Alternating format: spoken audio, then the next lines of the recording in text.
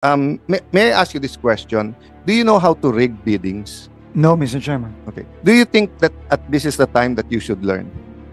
I'm not asking you to rig the bid. Very, very clear yan, ha? Hindi ko sinasabing i-manipulate, i-rig, dayain, kurakutin, whatever, yung pondo ng DPWH, yung bidding. Ang sinasabi ko lang, pare-pareho tayo dito. Kasi I asked exactly the same question kay Secretary Bunoan. Alan, susuportahan ka namin as congressman, pero ang tanong ko sa inyo, marunong ka ba mandaya? And of course, I was shocked. Bakit mo tatanungin ko marunong ako mandaya?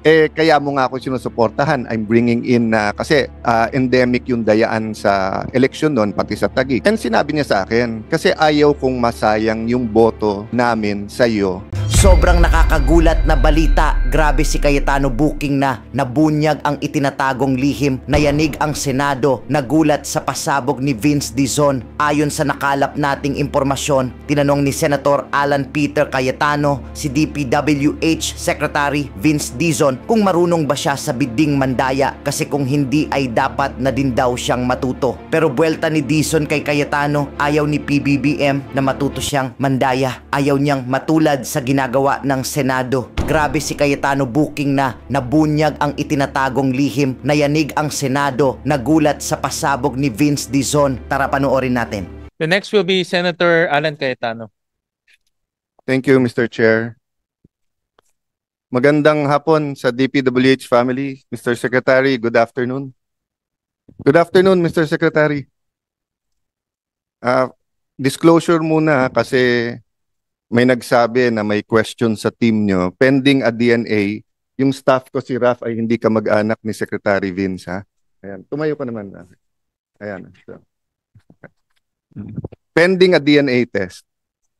No, patatrabohin ko siya na singsipag ni Sec Vince. Tignan ko kung mag-iiba din yung itsura. Kasi nung sa DUTR, hindi naman ganyan ang itsura mo, Sec Vince, no? How many in your team are lawyers? In that top level? Raise your hands na lang. 1, 2... Tatlo po sa aking pagkakalam. Si Undersecretary Conti, Undersecretary Bernabe, and Undersecretary Turgano, who is unfortunately not here po. Magandang hapon sa mga kumpanyero namin, and siguro maintindihan nyo yung sasabihin ko. I hope the public understands it then. Di ba, first year in law school, para klaro lahat ng usapan, we start with a simple formula. What are the facts? Based on the facts, what are the issues? And then sa issues, ano yung ruling? So, may basic argument muna kung ano yung facts, but you don't argue what kaya nga fact eh. Diba? So, if you're saying, I'm wearing green, if you argue ng konti that it's a certain shade of green, okay, but not much argument, diba, Yusek Conti, diba? So, what's the issue? Let's say the issue is, bagay ba kay Alan yan o hindi? Oh, that's subjective. Diba? So marami ng opinion dyan. You won't agree on the opinion. Diba? But for example, ang sabihin is, kay Alan ba yan? Or hiniram ba niya? Kasi kliniklaim ni Joel, hiniram ko lang, hindi ko na sinole. Diba? Then that's the issue. We can debate on the issue, sinong may resibo, paano. Then you go to the ruling. Unfortunately, nowadays, there are facts, alternative facts, fake news, false news. Hindi naman bago yun, no? But ang point ko lang po, hindi tayo nagkakaintindihan lahat, no? So, in my questioning, I'll start with, kasi we cannot argue with principles, di ba? So, for example, if you say ko, anong itatanim? Yan ang aanihin. I think we'll agree there, di ba? I cannot tell you, magtanim kayo ng flood control, magkakaroon tayo ng classroom. Magtanim tayo ng health center, magkakaroon tayo ng flood control. So, that's a basic principle. Kung ano itanim mo, yan ang anihin mo. Of course, I interchange biblical principle because they're and just logic because they're principles and their logic, no. So for example po, no, the biblical principle is prevent evil, do good.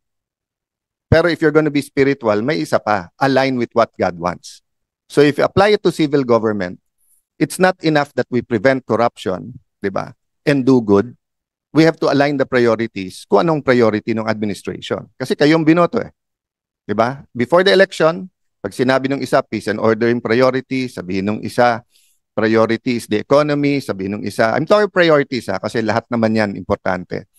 So, I'll start that question, I'll start the questions based on that, no? Do you agree, Secretary Vince, that medyo twofold nga yung inyong nation building, di ba? One is the actual building, di ba? The roads, the bridges, the buildings, schools, di ba? And the other one is cleaning up the department. Tama po. Yun ang dalawang kabigin-biginan po ng Pangulo nung bago po ako umupo bilang DPWH And the Secretary. second one, which is cleaning up the department, is given to any agency, but usually not too much emphasis because usually we assume that there is much, much more good. Diba? So, kung harap ko ang BIR ngayon, I would assume there are some bad eggs, but I would assume na, or if there's a systemic problem with BIR, hindi ko naman i-assume na lahat, i-fire lahat ng commissioners or deputy commissioners, ganun din kung custom, etc. But it so happened because of the flood control ghost scandal, ha? Kasi hindi, as you said, Sec Vince, I think as far as the first Department of Public Works around the world ay may corruption na, 'di ba? The first public works was the Garden of Eden na kinurap nung snake at ni Adam at saka ni Eve by eating the fruit. So, then it's in the DNA, no? So, the point is in fixing the problem of corruption, you need a new team, which you have. You have to see what's happening sa department, what you can change. All the senators here naman today contributed, di ba? Chairman has been contributing not only in this committee, in the Blue Ribbon Committee. Having said that, hindi pwedeng hindi dual yung priority mo. Meaning if yung paghahabol sa lahat ng corrupt at yung pagbabago ng sistema, mahihinto naman yung public works. We lose more. Do you agree with that? Agree po, Okay. Mr. Chairman. So on that point, may I ask you this question? Do you know how to rig biddings? No, Mr. Chairman. Okay. Do you think that this is the time that you should learn? We institute the necessary reforms? Yes. So thank you for getting it. Kasi I asked exactly the same question kay Secretary Bunoan. Halatang nagtitinginan sila ng mga USEC ng hindi nagtitinginan, hindi naman mukhang guilty to be fair, pero parang na-shock sa question ko tapos parang ayaw sagutin. But I told him this, in 1997 or 98, kaharap ko isang ministro.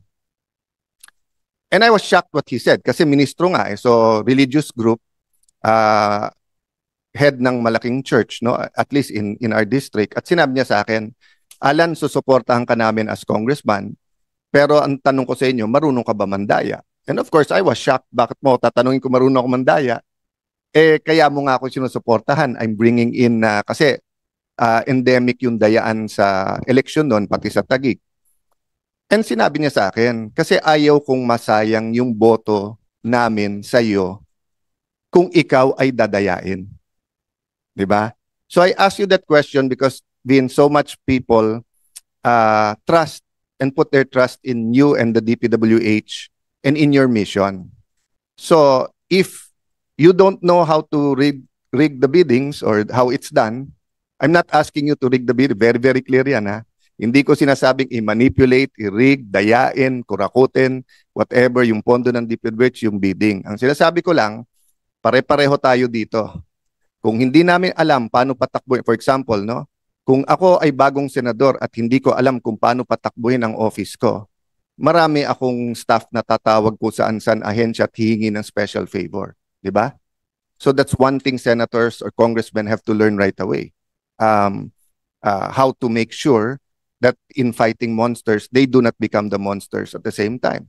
Another lesson is we have to verify all of our information. Diba? Kasi ang daling magsalita eh.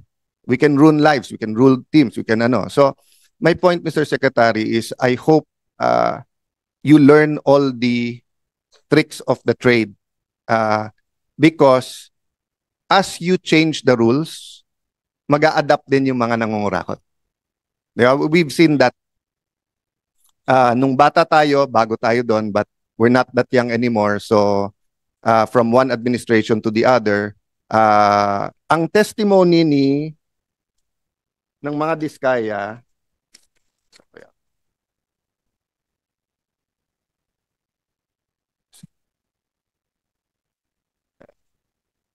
nasaan yung kay Diskaya? Yung may picture. Ito ba yan? Yan. So sabi ng mga diskaya, I'm not saying it's gospel truth o totoo, but as reference lang.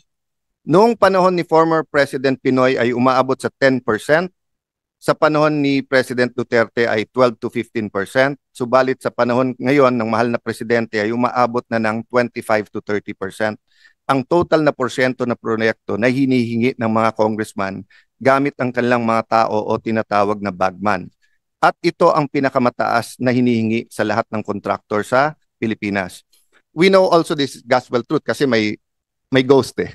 So obviously ghost is much more than 25%. And to be fair to President Duterte, President Aquino, whether we talk about President Marcos Sr., President Fidel V. Ramos, kickbacks in government contracts, lalong infrastructure, has always been a problem, di ba? So, my point, Secretary, is I want to know, with such a huge task, no, wag muna tayo sa building, sa corruption muna.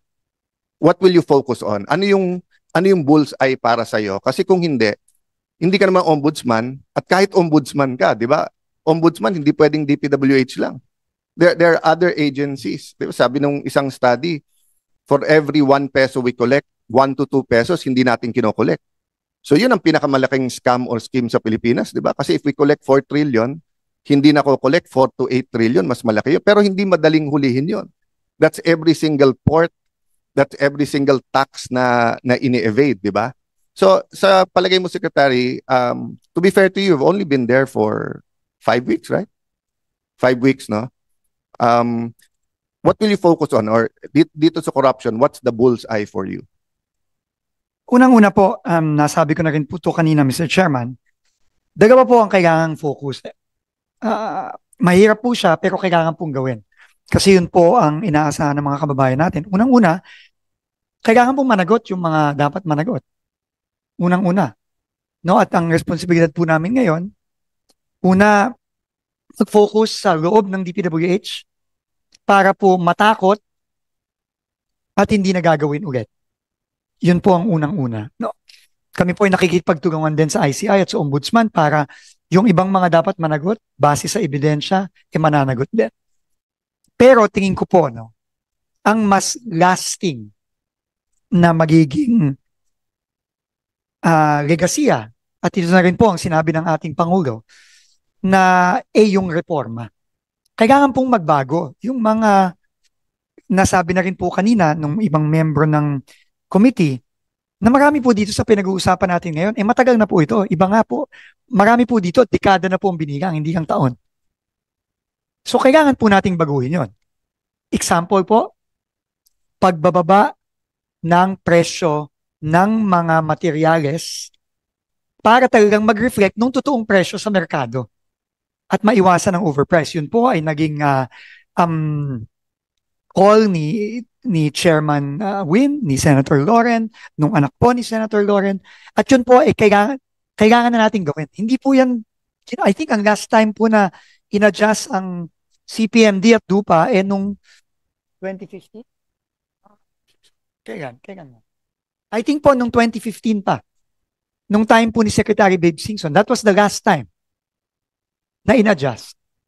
So we have to do that now. Kasi po, dun pa lang po, tama po ang ating mga members, ang ating chairman, na dun pa lang po, makakat mo na kagad eh. Yung potential na pwedeng nakawin, makakat na po agad dun. Hindi po siya silver bullet by any means. Hindi po, ibig sabihin, pag binaba natin ang DUPA, binaba natin ang CPMD, mawawala na po ang korupsyon. Hindi po. Pero malaki po ang mawawala. At ang iba pong mga reforma, halimbawa po, yung pagsisigurado na bawat pumasok sa budget ang isang proyekto, dapat yan may plano. Dapat po yan may endorsement ng Regional Development Council, ng Provincial Development Council. Marami po sa mga questionable proyekto na tinitignan natin ngayon. Wala po yan. Sabi nga po ng mga mayors na nakausap natin, ng ibang mga, kahit po congressman, nagulat na lang sila at bigla na lang may sumulpot na proyekto. Yan po ang sinabi sa akin ni Governor Bons Dulor sa Oriental Mindoro.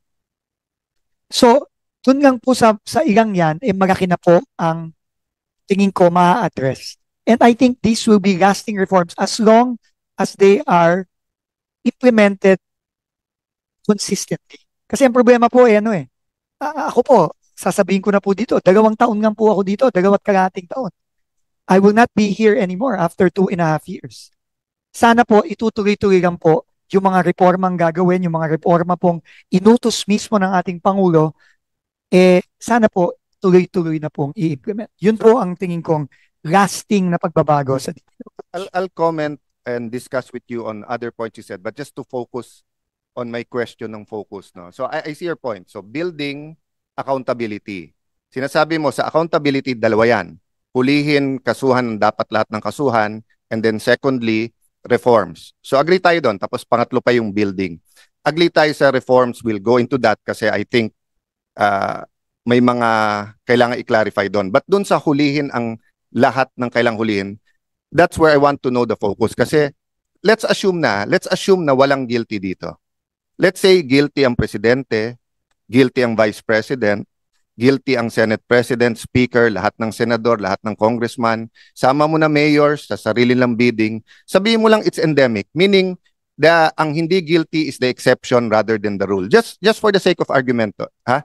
Ano lang to? Argumentum ad absurdum. Let's bring it to the absurd. So, barring a revolution that I don't want, I want a revival. I don't want a revolution. Because many revolutions, communist revolution, fascist revolution, or even a liberal democracy revolution did not bring the reforms that was promised. It's really more of a revival or revolution of the heart. No? So my point is, Sec, what will we focus on doon? Or can I feed ng konti? Will you agree with me? Let's focus muna sa ghost. When I say focus, I'm not saying na wag mong tirahin lahat ng makikita at obvious. At of course, if a document falls on your lap, na eto hindi ghost pero rigged yung you have to act on it. But I'm saying it's you only have 24 hours in a day. Maybe you have 48 hours dahil sobrang sipag mo, but the rest of us only has 24 hours in a day. Do you agree with me na kailangan yung low-lying fruit, yung obvious na obvious, yun yung unahin? Unang-una po, no, nagsisimula po kami lahat, no, lalo na sa bagong team na pumasok sa direktiba ng Pang, which is wala tayong sisinuhin, wala tayong sasantuhin. Lahat po ng dapat managot, lahat ng involved, dapat managot. Pero tama po kayo na in terms, dahil po sa dami at sa scale nitong nakikita natin ngayon na siniwagat mismo ng ating Pangulo nung kanyang SONA nung July, kailangan po ng prioritization. Tama po kayo doon. No? At yun na rin po ang sinabi ng ICI nung last week, nung sila ay presentation. At ngayon po na may bago ng special advisor, si General Asurin, yun din po ang kanyang sinabi. At yun po ay gagawin natin in support of the accountability measures na gagawin po ng ICI, ng Ombudsman, at ng DOJ. So yan, dyan po tayo nagpa-prioritize, pero hindi ibig sabihin nun is magto-turn tayo ng blind eye sa ibang mga bagay. I agree with you 100%, but it's important for people to know why. Kasi ang definition ng ghost, correct me if you have a better definition, but sa akin sa pinakasimple, nag-allocate ng pera, binayaran, pero wala talaga. So whether it's Bulacan, whether it's Iloilo, Cebu, whatever place in the Philippines, di ba? Pumunta ka doon, sinabi school building, pagdating doon, ni isang bakal, wala. Sinabi kalye, ni isang sako ng simento, wala. Sinabi flood control, wala talaga, pero bayad na. So, it's easier to focus on that. Bakit? Walang mapapaliwanag yung guilty . Kaya you saw during the first hearing, nung si Chairman Marcoleta pa ang chairman at yun ang tinutumbok, nagbabago ang sinasabi ng mga opisyal kasi obvious na obvious, di ba? I won't go to the politics of it, or I'll say it na Vince, Secretary Vince, that's my point. If sana nangyari to sa isang city lang, isang municipality, yan ang utos ng presidente, walang politika, ganyan ang galit ng tao, madaling i-address . Pero since it's so widespread, the corruption, and it's endemic, and there's different definitions between SOP here, substandard there, swapang naman nito, dupang naman nito, di ba? There's so many definitions. So, ang sinasabi ng isang grupo, kaya pinalitan si Senator Marcoleta kasi ito yung tinutumbok, yung mastermind. Nung nandun naman si Senator Ping, sabi, kaya silang gustong tanggalin kasi may pinoprotektan na senador, etc. No? And you, the ICI Ombudsman, should be beyond that. But we cannot not be in this environment. Naglagay ka ng isda sa Pasig River, kahit anong linis ng isda, madumi yung river. So ang trabaho ni Vince Dizon at ng DPWH, ikaw yung isda na nilagay namin sa Pasig River. You have to navigate kahit anong dumi ng river. So let me stop there and agree with you as far as the ghost. So far, ilan ang nahanap niyong ghost? Right now po, ang nasubmit po ng joint validation ng iba't ibang ahensya ng gobyerno, kasama na rin ng PNP, ang AFP, at iba pa, 400 plus po, no? 400 plus suspected, no? Ito qualify ko lang po, no? Dahil kailangan pa po itong i-validate kung totoo ba talagang ghost ito. Just before I himayin natin yung ghost, yung sinabi kong obvious, halos, of course, everyone was busy during the election. Pero tinutukan ko dito yung bumaksak na tulay sa Isabela. All the documents are there. Obvious na obvious. At yung RD na nandun, nilipat sa Metro Manila. Same kalokohan sa ibang projects. Kinakausap yung contractors na maging substandard. Tapos ang balita ko, siya din yung sa EDSA rehabilitation. Anong ginawa ng DPWH? Prinomote siya na assistant secretary. Kasi daw, para alisin na siya as DP. So I hope, while I'm with you, na focus natin ghost, yung mga obvious naman talaga, that should start running. Diba? Kasi kung hindi, magtatago naman under the ghost projects yung iba. Isipin mo, kasama yan sa SONA ng presidente. Isipin mo, nung ginawa yung 800 million, substandard, mali-mali, tapos ang ginawa, imbis na contractor nagbayad, nagdagdag pa ng 400 million, same contractor, tapos bumaksak pa rin yung tulay. Tapos nagtitinginan hanggang ngayon kung sinong dapat dyan. No? Hindi, but you don't have to answer that point kasi please look at it, Mr. Secretary. No? My point is lang, anything that's also obvious, we would appreciate action on it. Now, whether you refer it to the ICI or you refer it to the ombudsman, ang point ko lang na nasa inyo yung papeles Unless the Blue Ribbon continues the hearing, kasi nga, we were siguro 3/4 done. No? So, Secretary, dun sa lahat ng ghost, ilan dun ang galing sa NEP, ilan dun ang galing sa amendments or insertion, ilan dun ang galing sa unprogram? Wala pa po kaming detalye. Sa kasalukuyan po, we're working together with the ICI po to come up with the details of everything. Yeah. But Thank you, Mr. Chair. this should be quite easy to do once you have kung ano yung projects no na ghost, di ba? Kasi especially yung NEP kasi from the first printing nandun na siya, di ba? Okay. So having said that, dalawa pa yung unprogrammed. Yung unprogrammed na nandun naman yung pangalan ng project sa GAA, nilabas lang sa unprogrammed, meaning nagkapondo. And pag may lumabas na project na walang pangalan sa GAA, walang pangalan sa unprogrammed pero lumabas. So take a look at that. But okay. So when will you finish the Luzon, Visayas, Mindanao kung ghost lang, hindi pa substandard or anything? Siguro po mga in a few weeks, Mr. Chairman. Yun po ang ginagawa ng ating team ngayon led by Undersecretary Turgano, who is our head of legal, and now Undersecretary General Bustos. I don't want to cast doubt or aspersions or on anyone. Kasi nga madali ang fake news ngayon. So yun po ang dilemma or yung blessing and curse nung sa internet. Anyone can take a picture, that's a blessing. Anyone can sumbong, anyone can di ba? But with AI, pwede rin mag-manipulate. Kasi kung titignan mo yung ibang algorithms, depende kung anong algorithm mo, meron mga pinapakita na 24 hours ginagawa ngayon. Na may mga crane, may mga inano, di ba?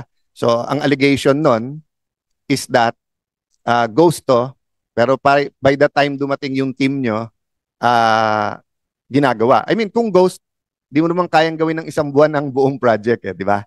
Pero kung sobrang substandard, halimbawa nga, it was dapat 500 meters, 100 meters lang ginawa, so they're hoping to bring it to a logical.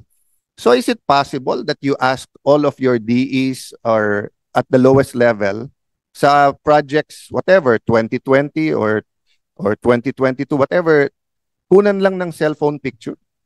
Para Chairman, lang may hawak. If I Go ahead, may, go. with the indulgence of Senator Cayetano, if it's a 2022, 2023 project na bayad na, tapos ngayon ginagawa, hindi ba it falls under ghost projects, Your Honor? Yes, but what I'm saying is that ang sinasabi ng iba ngayon ay may tinitignan at may tinititigan.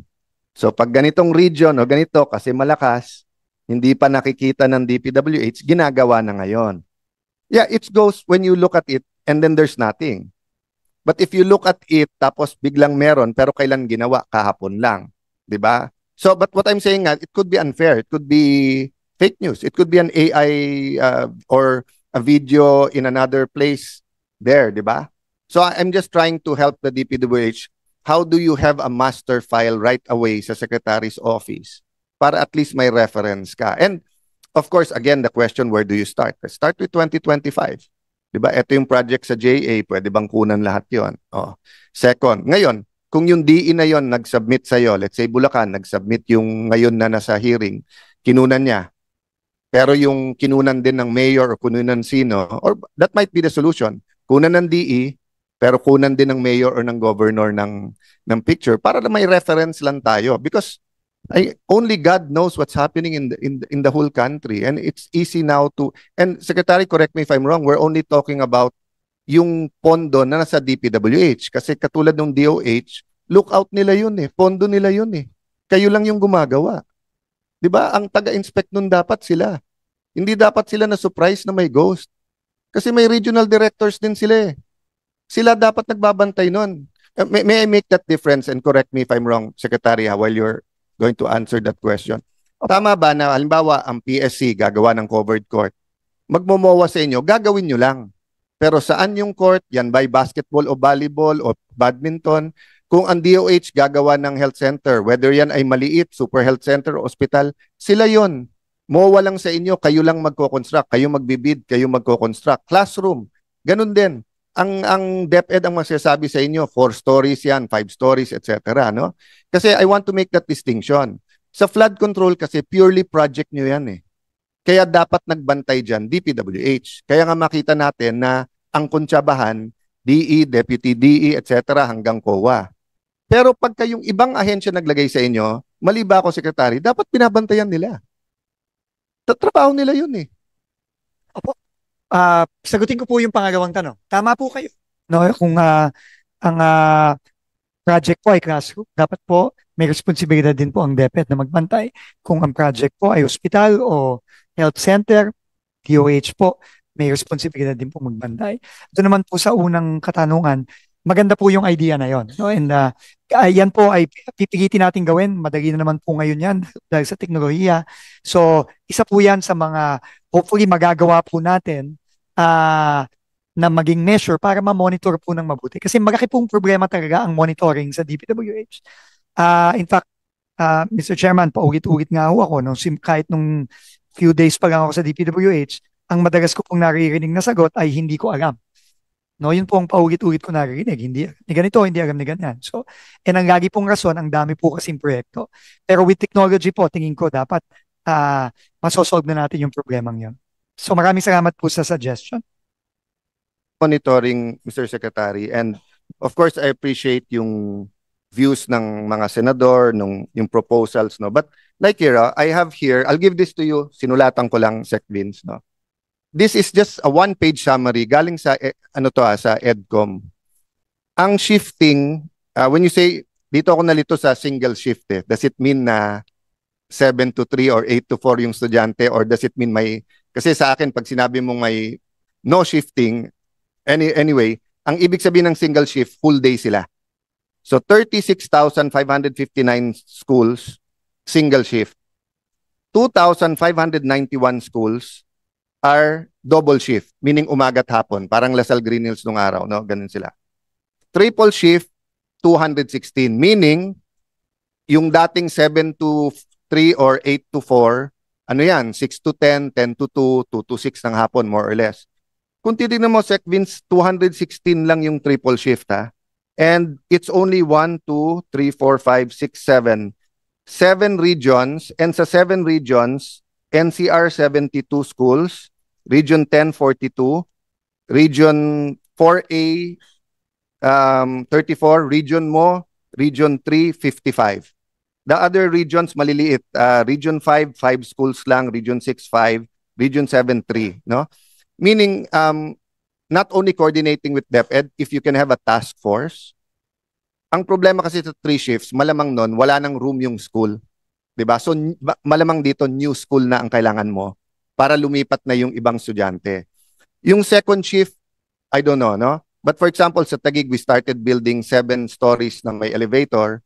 Kaya tumatagal kasi yung fund, yung kwenta ng let me put it this way. If CHED ang kausap mo and they want to build for more than 100 state use a specially designed academic building or school building, you can do that mabilis. Upuan, more or less pareho.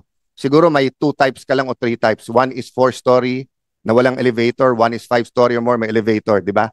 But more or less, halos lahat ng campuses ng State U may lugar eh. Pero DepEd schools is so different.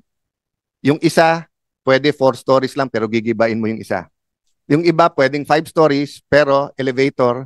Pero yung municipality or city na yun, walang pambayad sa kuryente, baka tumaas pagka mag-elevator. So, there are many reasons why napabayan. Of course, the other reason is mas malaki kickback pag hindi school. But the DepEd has a budget for schools and only 20%. So that's not the argument there.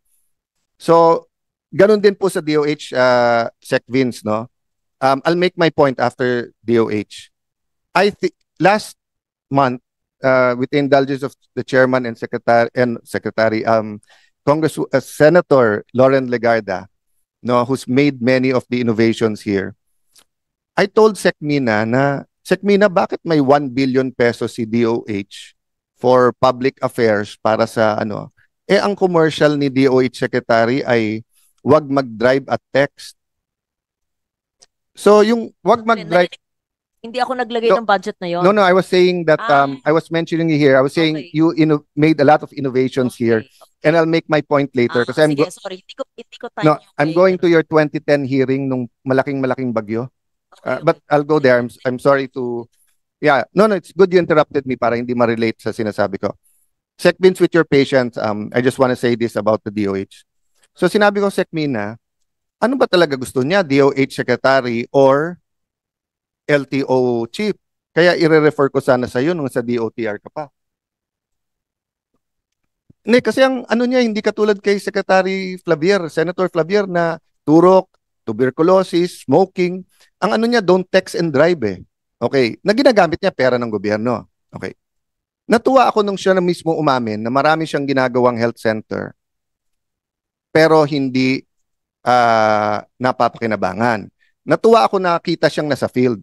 Pero nung tinignan ko data, ilan ba? More than 20 trips. So gusto pala niya maging DFA secretary. Kasi wala naman pala siya dito sa Pilipinas eh.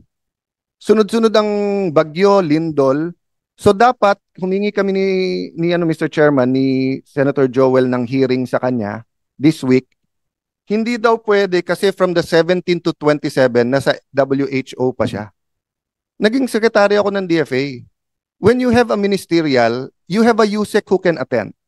And when it's a 1 week, 10 days, you usually go to 2 or 3 days. Diba? Pero anong gagawin niya? Pupunta doon, mag-i-inspect, aalis. Okay lang yon. Okay lang kung kaya niya efficient. But yun ang point ko kanina.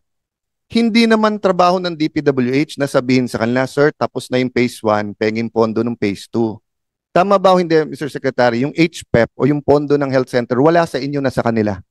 Tama po, Mr. Chairman. So ang trabaho lang ho ng DPWH, ng district engineer, is sabihin lang sa kanila, di ba, na, sir, patapos na yung phase 1, pondohan nyo na yung phase 2.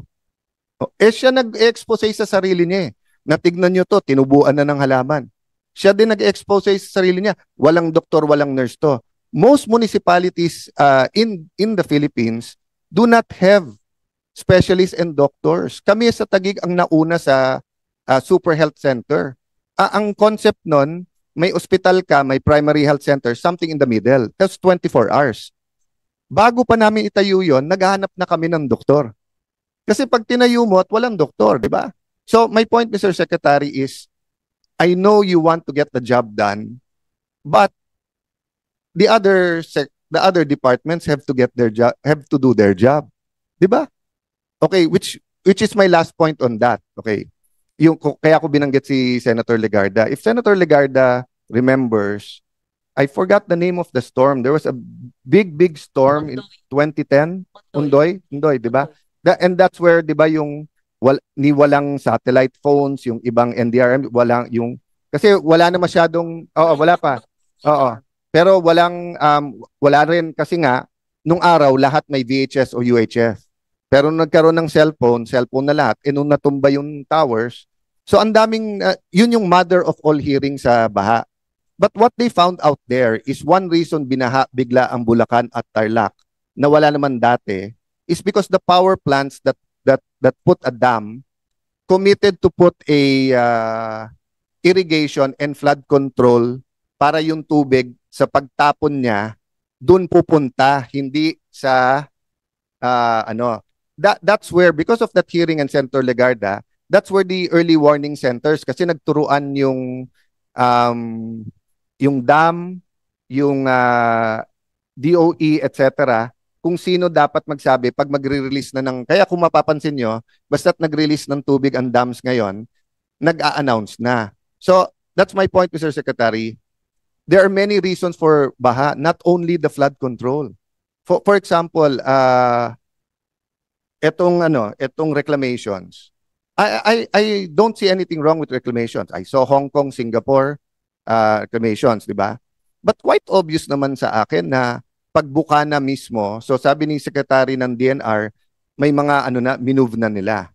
So meaning, for you to be able to do your job, DNR, DepEd, DOH, they also have to do their job. But katulad ng reclamation, will you be getting an expert to also look at it to make sure nga na lumalabas talaga yung tubig? Kasama ba sa flood control yon? Dapat po, Mr. Chairman. Dapat po kasi yung outlet po sa dagat, yan ang pinaka-importanting, hindi mababara. I don't think we'll cancel it Pero kung paano yung ayos niya has to be there. Mr. Secretary, nung panahon ko as Speaker, that was the time that there was a scandal ng vinito ni Presidente yung 90 out of 120 billion. Nag-aaway ang Senate at House kasi nagpalitan ng Speaker At iba yung listahan ng House kay Speaker Alvarez, iba yung listahan kay Speaker GMA. Doon lumabas yung parking, pass-through, sagasa, etc. Pinagbawal ko yon. So if you look at the budget between 2016 and now, that was the only year na bumaba. Every other year, tumaas. My point, I talked to the congressman, simple lang. The budget process is consensus. May national priorities na ang gumagawa departamento, but they're not perfect. So ikaw, congressman, ikaw nakakaalam sa lugar mo. Baka nilagay doon panay kalye, ang kailangan nyo tulay. Baka naman naglalagay silang tulay, wala namang ilog doon, gagawa pa sila ng ilog, bago magawa yung tulay, tanggalin mo sa budget yung tulay. They're not perfect Okay. So for example, sports facilities, hindi nyo trabaho yon, ilalagay ng congressman. Kailangan talaga yun. Okay. Having said that, senators have a bigger view. So senators should be able to look not only at their own province, but say na, eto tama, eto mali, look at our economy, too little spending on infra, too big spending sa infra. We're building an airport, but bakit Sec Vince, walang kalye papuntang airport? Hindi priority po ng congressman or ng governor. So that's the budget process. It's cumulative. So what I did as Speaker is simple. Kung ano man nasa distrito nyo na priority ng nasyonal at may logic, huwag nyong pakialaman. Hindi nyo pwedeng sabihin yung 1 billion na to, pwede ba yung 100, 200 billion gawin kong sports center? Pero may allotment kayo na kayo magsasabi kasi dun kayo sa lugar nyo. Hindi pork barrel yon. That's part of the process sa amendments. No? Ang problema nga, nagbago yon. I questioned Sec Bonoan in 2022. It's on the record. Sec, bakit halos lahat ng DE natanggalan ng 30, 40, 60%? So, halimbawa, 5 billion nun, naging 2 billion. Samantalang baliktad, nung speaker ako, tinanong ko DPWH, bakit naman, same question ni Senator Legarda, bakit naman yung ibang mga district, bakit parang sila lang anak ng Diyos? Bakit yung iba parang outside the Colombo? Ay sabi sa akin ni Sec Mark noon at ng mga USEC, sir, may capability ang DE at region. So as you put up that capability, let's say for example, if let's say Calabarzon, Batangas, Cavite, na 30 years ago they were not that developed. As they develop, they need more infrastructure. So as you put up yung capability, tao, etc., so natural, every year mataas yan. So tinanong ko, binalik ko ngayon kay Sec Bunoan. Bakit ngayon, yung distrito na may 6 billion, never mind the outliers. Sec Vince, I'm not talking about the outliers. I'm not talking about yung may 20, 15 billion, biglang naging 5. I'm talking about the average congressional district. Ang sabi kasi ni Sec, well, utos daw yun eh. Hindi naman sinasabi ko anong utos. At yun daw lumabas. Doon namin nabalitaan na nagbebentahan kasi ng project. So kung 5 billion ka sa district mo, naging 2 billion, bilhin mo pabalik yung 3 billion. Pero yung 3 billion na bibilin mo pabalik, choice mo na kung ano ilalagay mo. Oh, so kung congressman ka ngayon, I'm not defending, may dilema ka. Gusto mo may project o wala yung distrito mo?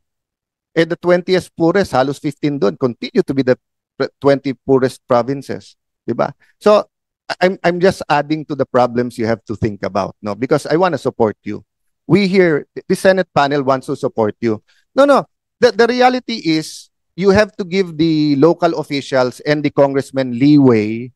You have to give them leeway for the projects that they think is logical. I'll jump to another point. Sinabi nyo na tinanggal daw nung former secretary yung acceptance ng LGU. Was that explained to you bakit tinanggal? Actually, ang nakahalata po noon, hindi pa ho ako. Ang presidente mismo ang nakahalata noon nung siya'y bumisita sa ibang mga projects sa Northern Luzon. Yes, but was it explained to him why tinanggal yon? Well, hindi po klaro. Okay. Well, at least sa akin. Yes. No? At least sa akin, hindi I'll po klaro. explain it, and this is for the public. Sige po, maraming salamat. No, because I was a municipal councilor in 1992, a vice mayor, congressman, bumalik ng Congress, etc. So, we hear these things and we realize, okay, tinanggal yan kasi whether kapitan, principal, mayor, governor, tao nila, city engineering, provincial engineering, ayaw pumirma ng acceptance kung hindi bibigyan. At ang katwiran naman nila kasi, tinitignan nila yung project, hindi rin halagang may lagayan dyan. Again, hindi ko nila lahat, wag magagalit lahat. It only takes 1 in 10 and then nadadama yung 9. 9 out of 10 hindi. Okay. So actually, hindi tinanggal ngayon yun, Vince. Ang Sec Vince, ang tinanggal lang, pagka yung project ay walang kilalaman sa ownership or use, hindi mo na kailangan ng acceptance. So for example, if I build a covered court now in Pasig, and it will be administered by the barangay captain or the mayor, he still needs to accept it. And then, may incentive siya na pirmahan. Kasi until he accepts it, hindi niya magagamit. So, it's counterproductive for him na ipitin yung contractor na hindi ko to pipirmahan. Di ba? Kasi nga, gusto mo na magamit. But for example, kalye. So, ang DPWH, it's a kalye na regional, it passes 3 provinces. Gusto mo nang buksan. But province 1 has to accept, province 2, province 3. It doesn't even take the governor. It can take one kapitan na siya dapat doon sa lugar na yun na whether buksan mo to hindi, wala, penge dyan. So, you're going to have to deal with both the idealistic and the practical. And what's the use? Kasi if we sway towards the other side kagad, mali yan, lahat ngayon kailangan na acceptance. 10 years from now, we'll have a hearing about corruption doon sa acceptance. Pero pag tinanggal mo naman, haphazardly, tinanggal mo, kita mo, walang nagbantay, may ghost na naman. That's why siguro, Vince, paulit-ulit kaming lahat, we don't envy your job because napakahirap nung gagawin nyo. Last question ko to. Innovations. There are 2 kinds of contracts when I started out young. It is the by administration and by contracts. But nung lumaki ang pondo ng DPWH, so last year ni President Arroyo, 50 billion lang ang budget ng DPWH. Now it's 1 trillion, So, nung mababa pa ang pera, even the local governments, maraming magbabay administration, meaning they won't bid it out. They'll buy the material. If they have workers nila. If not, they will So, are you considering this for smaller projects or will you look into it? Yes po, Mr. Chairman, we are considering this. Some- Opo, yung mga maliliit po, pwede yan. Yeah, I agree with the chairman. Wala lang mic, but sabi nga ni yung maliliit. No, but let me address exactly what I'm talking about. One of the criticisms ng Aquino administration, ang tingin ni President Pinoy, panay corruption lang ang dredging, di sila pumayag ng dredging. Ang problema, dredging is effective pagka hindi kinurakot. Pag kinurakot of course hindi. So one thing we can do is for you to revive yung Bureau of Equipment nyo, buy dredging machines and do it by administration. So walang di ba? So kasi while you're studying the master plan, we don't need a master plan to dredge rivers and waterways, di ba? Mr. Chairman, you are absolutely correct. In fact, yan po ay isa sa mga naging recommendations kahit ng private sector. So pagdating sa floor, ang popondo. yeah, so when pagdating sa floor, can I see a budget for Yes, yes. Kasi sorry but I sort of disagree. Tinanggal niyo yung 200 magkano yung tinanggal niyo? 200 250, 30 billion sa AIX ilalagay So I mean that's beyond your pay grade. That's for the Congress and executive, but sa Senate ako I don't know yung colleagues ko, but ako tingin ko tinanggal mo para hindi makorap sa flood control pero iayuda mo na malaki na yung pang-ayuda. Medyo may balancing act doon. But my point is, if you can give us magkano, if you can find the top areas na may flooding talaga, na very clear kailangan ng kanilang lugar ng dredging, di ba? The other one, Mr. Secretary, is cooperatives. I've always wondered that if our contractors were cooperatives and not single proprietor and companies, would we have less corruption? Sinabi ni Curly Discaya sa famous interview niya ngayon na minsan mas magagaling pa foreman kaso sa engineer kasi alam nila yung gagawin. No? So, of course, there's something good and bad about that statement, but this is my point. If you were an employee all your life, 10, 15, 20, 30 years, a foreman for 30 years, a skilled worker, alam mo kung at least yung maliliit na project, di ba? Yung sobrang liliit pa na project, I don't know yung definition natin ngayon ng maliit, subukan natin, Sec, na magbuo ng construction cooperatives. Di ba? Private sector po siya, but kasi pagka hindi natin ginawa sa rules natin na eto hindi ibibid, eto, or ang bidding dito, co-ops lang pwede, they will never win. At least in the previous Sec Vincent, kasi in the previous, wala silang panglagay So they will never win, di ba? So, kumbaga sa US, what do you call it, Mr. Chairman, yung di ba yung katulad pagka yung African American hindi makasama, affirmative action. May interventions ang gobyerno when they know that a certain group will never win. Again, it's a small thing, and every year I forget about it kasi there are bigger fish to catch. But when I look back, if I was OC about this 25 years ago, we might have a lot of co-ops ngayon and we might have had less ghost, etc., and less problems like this, no? So, and then just one comment and tip dun sa private sector. Sec Vince, mahirap i-explain pero truth is always truth, no? So for example, when I was a new congressman, ang bagal-bagal ng classroom. So I went to the construction site and I asked the DPWH, bakit? Kasi daw yung curing matagal. So sabi ko, is there any way, yung Sec Vince, yung matagal yung curing kasi we were a small town No, to be fair, tama siya. Kasi old town kami so 1-2 stories lang kami. First time namin mag 3-4 stories. Ngayon sabi niya, sir, tataas kasi ng 20% kasi we need more chemicals for that. I asked the private sector. They said it's true. So ito ang tinanong ko sa district engineer noon. Nung time na yon, sir, ano mas maayos para sa Taguig? Yung classroom magamit na kaagad next year kahit na may dagdag na 20%? Or isa na namang batch ang siksikan na 3 ships dahil lang sa 20%. So that's my point. When you come out with all of this, the DUPA, Dupang pag mali yung dupa mo, pag para sa contract, para sa corrupt, edi dupang yon, pa sa'yo lang eh. Ayaw mo mamasa eh. CMPD, when you come out with that Sec Vince, it has to be apples to apples. Pati yung program, yung sinasabi ni Sen Bam kanina na come out with the design, etc. Kasi nga, bawat lugar iba eh. Yung isa, they're not rushing their classroom, so they have time. Time is not money, so yung curing nila kahit matagal, di ba? Pero sa iba, kailangan na namin right away, no?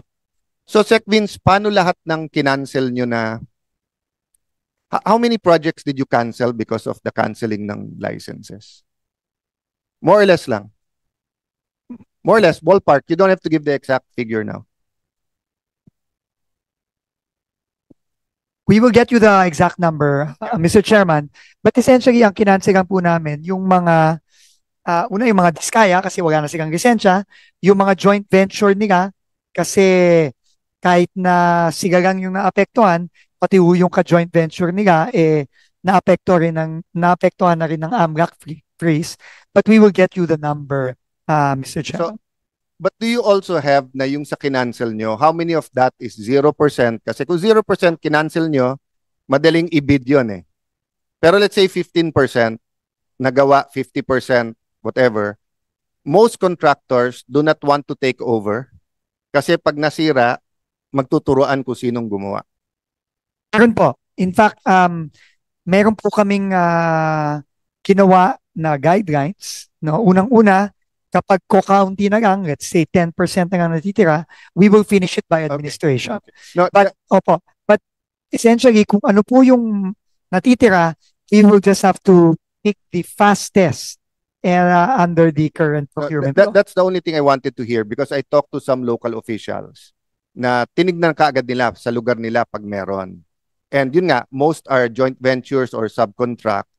But ang problema, let's say, if it's a classroom, na sana pwede nang for next year na March, baka 1 year. I talked to a certain mayor, ano naman yung jails ang pinagagawa sa kanila, punong-puno na daw talaga jail nila. Kaya pagka na, more of yung sa BGMP pero sa local nila, yung tabi ng munisipyo na mga ganun, di ba?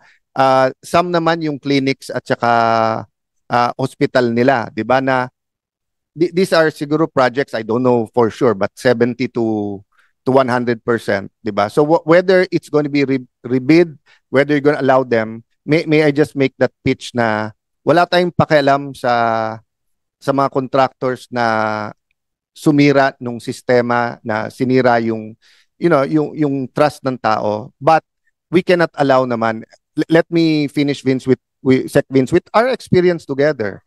The North Trail was canceled by the Aquino administration. When it was canceled, nabigyan na ng pang-relocation lahat nung nasa Riles. Okay? Nung na-cancel, bumalik sila. And then nung kinancel, may arbitration. So magbabayad tayo. Buti na lang, na-negotiate ni Sec Vince na wag na tayo magbayad. But then, one day we woke up, maganda naman pala North Trail. Masama lang yung kontrata. Ang binigay sa atin ngayon, double na. Double na kasi inflation and nandun na naman yung tao, etc. So I don't want this to happen in the So I know para kang bibing ka ngayon, Sec Vince. May apoy sa ibabaw, may apoy sa ilalim. If you don't cancel contracts, baka ma-delay yung iba, apektuhan yung build mo, di ba? If you cancel it, baka humaba 2-3 years from now, may nag-privilege speech. Kasi kinancel ni Sec Vince, hindi ito nagawa. So again, we're here to help and make you successful. So I know you couldn't say some of this. Hindi tayo nag-usap about this. In fact, nung tinanong kita paano, no, I have to cancel it. I didn't argue with you na kasi here I can argue with you. No. So thank you for this opportunity, Mr. Chair. Marami pa, pero may second round. So thank you to the DPWH. Everyone's praying for you. I hope you do a great job. Thank you very much, Mr. Chairman. Thank you. Ngayon, ikaw, bilang Pilipino, ano ang masasabi mo at reaksyon sa balitang ito? Mag-iwan ka ng komento sa ibaba at atin pong babasahin isa-isa.